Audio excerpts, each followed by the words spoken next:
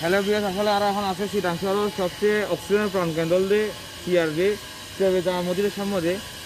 যারা চিটাংত আছে আসলে তারা খুবই ভাগ্যবান। কিলে ভাগ্যবানই হয়ে মূলত তারা এক পাশে দৈর্যে মানে সাগর আর এক পাশে পাহাড় পর্বত আছে।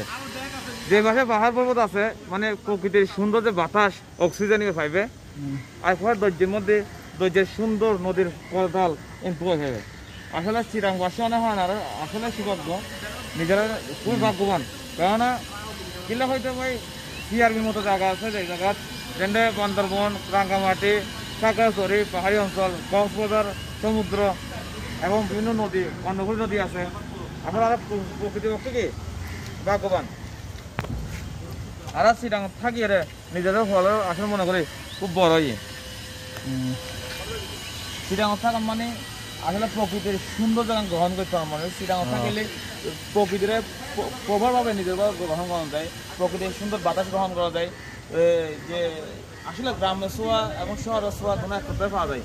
অনেক যখন একজন বা জিসি মজনে দুলা বলে হয় এটা আধা মরা যাইব, কিন্তু সিআরবি তাইলে সুন্দর বাতাস সুন্দর প্রকৃতি গ্রহণ করতে পারবেন। Thank you.